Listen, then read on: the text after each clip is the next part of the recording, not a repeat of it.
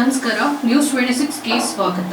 ಸಂಪತ್ ಶಿವಶಂಕರ್ ಹಾಗೂ ಕೃತಿ ನಾಣಯ್ಯ ನಿರ್ಮಾಣದ ರತನ್ ಗಂಗಾಧರ್ ನಿರ್ದೇಶನದ ಸೀಸ್ ಕಡ್ಡಿ ಚಿತ್ರದ ಟ್ರೇಲರ್ ಬಿಡುಗಡೆ ಹಾಗೂ ಪತ್ರಿಕಾಗೋಷ್ಠಿ ಕಾರ್ಯಕ್ರಮವನ್ನು ಎಸ್ಆರ್ವಿ ಪ್ರಿವ್ಯೂ ಥಿಯೇಟರ್ ಮಲ್ಲೇಶ್ವರಂನಲ್ಲಿ ಹಮ್ಮಿಕೊಳ್ಳಲಾಗಿತ್ತು. ಈ ಕಾರ್ಯಕ್ರಮದ ಮುಖ್ಯ ಅತಿಥಿಗಳಾಗಿ ಎಂಜಿ ಶ್ರೀನಿವಾಸ್, ಚಿತ್ರದ ನಿರ್ದೇಶಕರು ಹಾಗೂ ಕಲಾವಿದರು, ತಂತ್ರಜ್ಞರು ಈ ಕಾರ್ಯಕ್ರಮದಲ್ಲಿ ಭಾಗಿಯಾಗಿದ್ರು.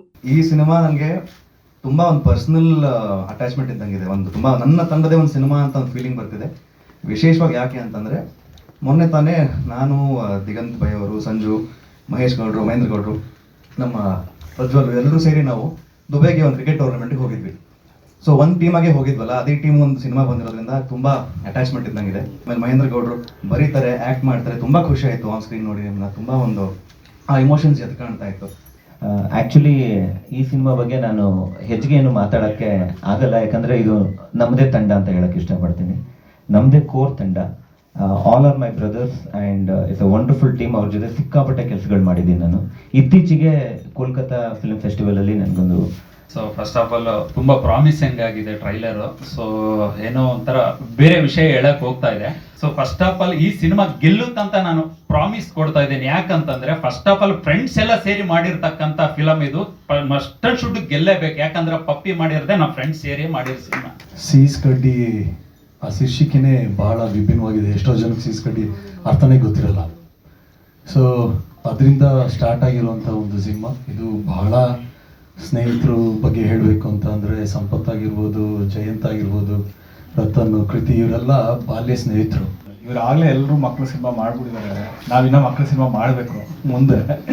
ಸೊ ಐ ಥಿಂಕ್ ಆ ಇನ್ನೋಸೆನ್ಸ್ ಕಾಣ್ತದೆ. ಅಂದರೆ ಸಿನಿಮಾ ಮೇಕಿಂಗಲ್ಲಿ ಒಂದು ಇನ್ನೋಸೆನ್ಸ್ ಇರುತ್ತೆ. ಯಾಕಂದರೆ ಫಸ್ಟ್ ಟೈಮ್ ನಾವು ಯಾವಾಗಲಾದರೂ ಈಗ ಕೆಲವೊಂದ್ಸಲ ಏನೂ ಗೊತ್ತಿಲ್ದಲೇ ಮಾಡ್ತೀವಲ್ವಾ, ಅದು ಯಾವಾಗಲೂ ಒಂದು ಔಟ್ಪುಟ್ ತುಂಬ ಚೆನ್ನಾಗಿರುತ್ತೆ ಗೊತ್ತಿಲ್ದಲೇ ಮಾಡಿದಾಗ.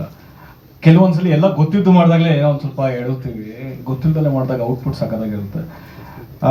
ಒಂದು ಏನು ಅಂದರೆ, ಆ ಸಿನಿಮಾ ಇಡೀ ಟ್ರೈಲರಲ್ಲಿ ಇರೋ ಆ ಇನ್ನೋಸೆನ್ಸ್ ತುಂಬ ಚೆನ್ನಾಗಿ ಕಾಣಿಸ್ತಾ ಇದೆ. ಐ ಥಿಂಕ್ ಆ ಇನ್ನೋಸೆನ್ಸ್ ಯಾವಾಗಲೂ ಕ್ಯಾರಿ ಆಗುತ್ತೆ, ಯಾವಾಗಲೂ ಹಾರ್ಟ್ ಟಚಿಂಗ್ ಅನಿಸುತ್ತೆ. ನಾವು ಈ ಥರ ಸಿನಿಮಾಗಳು ಮೇಯಳಗನ್ನು ತಮಿಳಲ್ಲಿ ಅಥವಾ 96 ಈ ಥರದೆಲ್ಲ ನೋಡಿದ್ದೀವಿ. ಆ್ಯಂಡ್ ಅಲ್ಲಿ ತುಂಬ ಒಳ್ಳೆ ಪ್ರಶಂಸೆ ಸಿಕ್ಕಿರುತ್ತೆ ಆ ಸಿನಿಮಾಗಳಿಗೆ. ಸೊ ಈ ಥರ ಒಂದು ಸಿನಿಮಾಗಳು, ನಾನು ಹೇಳೋದು ಗೆಲ್ಲಿ ಅನ್ನೋದಕ್ಕಿಂತ ಕಮರ್ಷಿಯಲ್ ಆಗಿ ಗೆಲ್ಲಬೇಕು. ಯಾಕೆಂದರೆ ಈ ಸಿನಿಮಾಗೆ ಯಾರು ಕಾಸು ಹಾಕಿರ್ತಾರೋ ಅವ್ರೊಂದು 5ರಷ್ಟು ಕಾಸು ಮಾಡಿದ್ರೆ ಅದ್ರ ಹಿಂದೆ ಇನ್ನೊಂದೆರಡು ಈ ಥರದ ಸಿನಿಮಾಗಳು ತೆಗಿತಾರೆ. ಐಡಿಯಾ ಸಿನಿಮಾ ಆಯಿತು, ಅದನ್ನು 5 ಕಥೆಯಾಗಿ, ಸಿನ್ಸ್ ಇಟ್ ಇಸ್ ಪೆನ್ಸಿಲ್, ನನಗೆ ಮಕ್ಕಳು ಇಟ್ಕೊಂಡೇ ಮಾಡೋಣ, ಆನೆಸ್ಟ್ ಆಗಿರುತ್ತೆ ಅಂತ ಅನ್ನಿಸ್ತು. ಸೊ ಮಕ್ಕಳನ್ನ ಇಟ್ಕೊಂಡು ಮಾಡಿದ ಸಿನಿಮಾ. ಸೊ ಹಾಗೆ ಇದು ಚಿಲ್ಡ್ರನ್ಸ್ ಫಿಲ್ಮ್ ಆಯಿತು. ತುಂಬ ಚೆನ್ನಾಗಿ ಬಂದಿದೆ. ನನಗಂತೂ ತುಂಬ ಖುಷಿಯಾಗಿದೆ. ನಾನು ತುಂಬ ಕನ್ನಡ ಫಿಲಮ್ಸ್, ಎಲ್ಲ ಫಿಲಮ್ಸು ನೋಡ್ತೀನಿ ನಾನು, ಲೈಕ್ ಫಿಲಮ್ ಬಫ್ ನಾನು. ಸೊ ನನಗನ್ಸಿದ್ದು ಇದರಲ್ಲಿರೋ ಕೆಲವು ಪಾಯಿಂಟ್ಸ್ ನೀವು ಬೇರೆ ಯಾವ ಸಿನಿಮಾಲ್ಲೂ ನೋಡಿರೋದಕ್ಕೆ ಸಾಧ್ಯನೇ ಇಲ್ಲ. ಅಷ್ಟು ಯೂನಿಕ್ ಆಗಿದೆ. ಸೊ ಈ ಕತೆ ಸ್ಟಾರ್ಟ್ ಆದಾಗೂ ನಾವು ಒಂದು ಅನ್ಕೊಂಡಿದ್ದೆ, ಹೇಗೆ ರತನ್ 5 ಸಿನಿಮಾ ಇದೆ, 5 ಸ್ಟೋರೀಸ್ ಇದೆ ಅಂತ ಹೇಳಿದ್ರು. ಆ 5 ಸಿನಿಮಾಗಳನ್ನು ತುಂಬಾ ಯೂನಿಕ್ ಆಗಿ, ಸ್ವಲ್ಪ ಯೂನಿಕ್ ಪಾಯಿಂಟ್ಸ್ ಇರಬೇಕು ಅನ್ನೋ ಇಂಟೆನ್ಷನ್ ಇಟ್ಕೊಂಡೆ ಸ್ಕ್ರಿಪ್ಟ್ ಎಲ್ಲ ಬರ್ದಿದ್ದು. ನಾನು ಆಲ್ಮೋಸ್ಟ್ ಡೇ 1 ಇಂದ ಇನ್ವಾಲ್ವ್ ಆಗಿದ್ದೀನಿ ಟೀಮ್ ಜೊತೆ. ಅಂದ್ರೆ ಆರ್ಟ್ ಮಾಡ್ತಿದ್ದಾಗ ಒಂದ್ಸತಿ ಗಾಡಿಲಿ ಹೋಗ್ತಾ ಹೇಳ್ದ, ದಡಿ ಆಯ್ತಾರ ನಾನೊಂದು ಕತೆ ಓದಿದೆ, ಸಖತ್ತಾಗಿದೆ, ಏನಂತೀಯ ಅಂತ ಅಂದ್ಬಿಟ್ಟು ಅಲ್ಲ. ಸೊ ಇದನ್ನು ಸಿಕ್ಕಾಪಟ್ಟೆ ಪ್ಲಾನ್ ಮಾಡ್ಕೊಂಡೇ ಮಾಡಿದ್ದು. ಕೋವಿಡ್ ಟೈಮಲ್ಲಿ ನಿಮಗೆ ಗೊತ್ತು ಹೇಗಿರುತ್ತೆ ಅಂತಂದ್ಬಿಟ್ಟು ಎಲ್ಲರಿಗೂ ಇನ್ಶೂರೆನ್ಸ್ ಮಾಡಿಸ್ಬಿಟ್ರು. ಅವಾಗ ಏನಾದ್ರು ಸ್ವಲ್ಪ ಪ್ರಾಬ್ಲಮ್ ಆಯ್ತು, ಯಾರೋ ಒಬ್ರು ಬಿದ್ದು ಸತ್ತೋಗ್ಬಿಟ್ರು. ಅದು ಕಮಲ್ ಹಾಸನ್ ಅವ್ರದ್ದು ಯಾವುದೋ ಒಂದು ಫಿಲ್ಮ್ದು. ಸೊ ಇನ್ಶೂರೆನ್ಸ್ ಇರಲಿಲ್ಲ ಅಂತೆಲ್ಲ. ಸೊ ವಿ ಪ್ಲ್ಯಾನ್ ಮಾಡಿ ನಮ್ಮ ಲೈಟ್ ಟೀಮ್ಗೆ, ನಮ್ಮ ಅಸೋಸಿಯೇಟ್ಸ್ಗೆ ಎಲ್ಲರಿಗೂ ಇನ್ಶೂರೆನ್ಸ್ ಮಾಡಿಸಿದ್ವಿ ಸರ್ ನಾವು. So including patch work. ಅದನ್ನ ಸಿಕ್ಕಾಪಟ್ಟೆ ಪ್ಲಾನಿಂಗ್ ಮಾಡಿದ್ವಿ. ಅಂದರೆ ಲೈಕ್ ಪಾಪ ನಮ್ಮ ಅಸೋಸಿಯೇಟ್ಸ್ ಅಂತೂ ಸಿಕ್ಕಾಪಟ್ಟೆ ಟಾರ್ಚರ್ ಆಗ್ಬಿಟ್ಟಿತ್ತು. ಎಲ್ಲರೂ ಹೇಗೆ ಅಂದರೆ ಅಲ್ಲಲ್ಲೇ ಮುಡ್ಕೊಂಡ್ಬಿಡೋರು. Continuous call sheet. ಲೈಕ್ ಇವಾಗ ನಾವು ಔಟ್ಡೋರ್ ಹೋದಾಗ ನಾವು ಬೆಳಿಗ್ಗೆ 6 ಗಂಟೆಗೆ ಕರಿಬೋದು. ಸೊ 6 ಗಂಟೆಗೆ ಕರೆದು ರಾತ್ರಿ 1 ಗಂಟೆಗೆ ಮುಗಿಸಿ ತಿರ್ಗಾ ನೆಕ್ಸ್ಟ್ ಡೇ ಬೆಳಿಗ್ಗೆ 6 ಗಂಟೆಗೆ. ಸೊ ಈ ಥರ ಕಂಟಿನ್ಯೂಸ್ ಆಗಿ 10 ದಿನ ಶೂಟಿಂಗ್ ಮಾಡ್ತಿದ್ವಿ, ಒಂದೊಂದು ಸ್ಕೆಡ್ಯೂಲನ್ನು. ಎಲ್ರಿಗೂ ನಮಸ್ಕಾರ. ಆ್ಯಕ್ಚುಲಿ ನನಗೆ ಒಗ್ಗುವಂಥ ಪಾತ್ರ ಅಲ್ಲ, ಅದನ್ನು ಒಗ್ಸಿದ್ರು ಅಷ್ಟೇ. ನಾನಿರೋ ಅಟೈರ್ಗೆ ಅದು ಒಗ್ಗುವಂಥದ್ದಲ್ಲ. ಆದರೆ ಬಟ್ ಇದಕ್ಕೆ ನಾವು ತುಂಬ ಹಾರ್ಡ್ ವರ್ಕ್ ಮಾಡಿದ್ವಿ. ನಾವು ಸಿನಿಮಾ ಸ್ಟಾರ್ಟ್ ಆಗೋದಕ್ಕಿಂತ ಮುಂಚೆ ನಾವು ತುಂಬಾ ರಿಹರ್ಸಲ್ಗಳು ಪ್ರಾಕ್ಟೀಸ್ ಮಾಡ್ತಾ ಇದ್ವಿ. ಅದಕ್ಕೊಂದು ಎಲ್ರೂ ಸಾಥ್ ಕೊಟ್ಟರು, ಸಪೋರ್ಟ್ ಮಾಡಿದ್ರು. ಅದರಿಂದಾಗಿ ನಮ್ಮ ಆರ್ಟಿಸ್ಟ್ಗಳಾಗಿರ್ಬೋದು, ಮತ್ತು ಡೈರೆಕ್ಟರ್ ಆಗಿರ್ಬೋದು, ಕೋ ಡೈರೆಕ್ಟರ್ಸ್ ಆಗಿರ್ಬೋದು, ಎಲ್ಲರೂ ಇವರೆಲ್ಲ ಸಾಥ್ ಕೊಟ್ಟಿದ್ದಕ್ಕೇ ಅದು ಇವ್ರು PG ದಡಿ ಹೇಳ್ದಂಗೆ ಅದು ಒಂದು 10 days ನಾವೇನು ಶೆಡ್ಯೂಲ್ ಮಾಡ್ಕೊಂಡು ಹೋಗಿದ್ದೆ ಆ 10 days ಅಲ್ಲಿ ಕಂಪ್ಲೀಟ್ ಮಾಡೋದಕ್ಕೆ ಸಾಧ್ಯ ಆಯಿತು. ಇಲ್ಲಾಂದ್ರೆ ತುಂಬ ಕಷ್ಟ ಆಗಿರೋದು ನಾವು ಪ್ರಾಕ್ಟೀಸ್ ಮಾಡಲಿಲ್ಲ ಅಂತಿದ್ರೆ. ಚೈಲ್ಡ್ ಆರ್ಟಿಸ್ಟ್ ಅಲ್ಲ ಇವಾಗ ಸದ್ಯ ಬೆಳೆದ್ಬಿಟ್ಟಿದೆ. ನನಗೆ ಈ ಸಿನಿಮಾ ಬಂದು ನನಗೆ 2019 ಆ ಜರ್ನಿಲಿ ಇದ್ದೀನಿ. ಸೊ 2019 ನಂಗೆ ರತನ್ ಸರ್ ಬಂದು ಕತೆ ಹೇಳಿದ್ರು. ಅವಾಗ ರಿಹರ್ಸಲ್ಸು ಅದು ಇದು ಅಂತ ಕರ್ಕೊಂಡು ಹೋಗ್ತಿದ್ರು. ಬಟ್ ಇನ್ನೇನು ಮಾರ್ಚು ಏಪ್ರಿಲ್ ಶೂಟ್ ಮಾಡೋಣ ಅಂತ ಡಿಸೈಡ್ ಮಾಡಿದಾಗ ಕೋವಿಡ್ ಬಂದು ಲಾಕ್ಡೌನ್ ಆಯಿತು. ಇನ್ಫ್ಯಾಕ್ಟ್ ಆ ಲಾಕ್ಡೌನಲ್ಲೂ ಗೂಗಲ್ ಅಲ್ಲ ಝೂಮ್ ಮೀಟಲ್ಲಿ ಅಂದರೆ ನನ್ನ ಕತೆ ಬಂದು ಹವ್ಯಕ ಕನ್ನಡದಲ್ಲಿರೋದು. ಇಟ್ಸ್ ಸಿಂಪಲ್ ಆಗಿಲ್ಲ.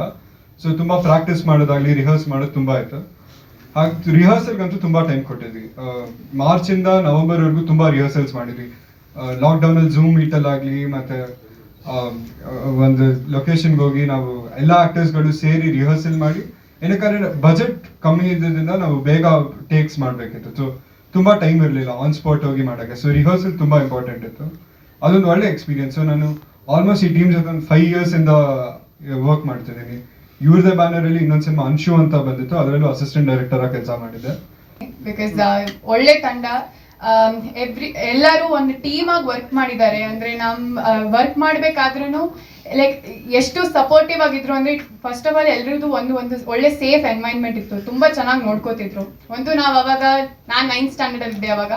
ಸೊ ತುಂಬಾ ಚೆನ್ನಾಗಿ ನೋಡ್ಕೋತಾ ಇದ್ರು. ಲೇಟ್ ನೈಟ್ ಶೂಟ್ಸ್ ಆದ್ರು ಲೈಕ್ ನಮ್ಮಂತ ಟೀಮು ಒಂದು ಹೆಜ್ಜೆ ಮೇಲೆ ಹೋಗ್ಬೇಕು ಅಂತಂದ್ರೆ ಒಂದು ಮೆಟ್ಲಿರ್ಬೇಕು, ಇಲ್ಲಾಂದ್ರೆ ಎಳೆಯೋ ಕೈ ಇರಬೇಕು. ಆ ಎಳೆಯೋ ಕೈಯಾಗಿ ಒಂದ್ ಕಡೆ ನಮ್ಮ ಕೊಲೀಗ್ಸ್ ಇದ್ದಾರೆ. ಅಂದ್ರೆ ಎಲ್ಲ ಶ್ರೀನಿ ಸರ್ ಇರ್ಬೋದು, ಸಾಗರ್ ಸರ್ ಇರ್ಬೋದು, ಮಲ್ಲಿ ಸರ್ ಇರ್ಬೋದು, ಮಹೇಶ್ ಗೌಡ ಸರ್ ಇರ್ಬೋದು, ಎಲ್ಲರಿಗೂ ತುಂಬ ಥ್ಯಾಂಕ್ಸ್.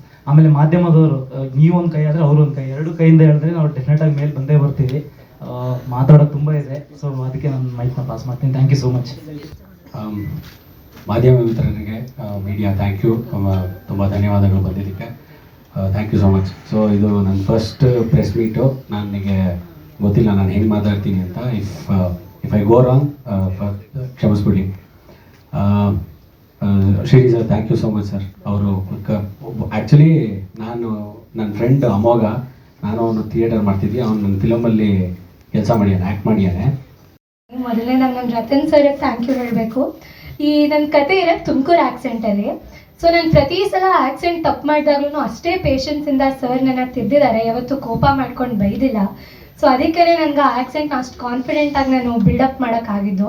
ಆ್ಯಂಡ್ ಇದು ನನ್ನ ಮೊದಲನೇ ಚಿತ್ರ ಆಗಿರೋದ್ರಿಂದ ಶೂಟಿಂಗ್ ಟೈಮಲ್ಲಿ ನಾನು ಸ್ವಲ್ಪ ನರ್ವಸ್ ಆಗ್ತಿದ್ದೆ.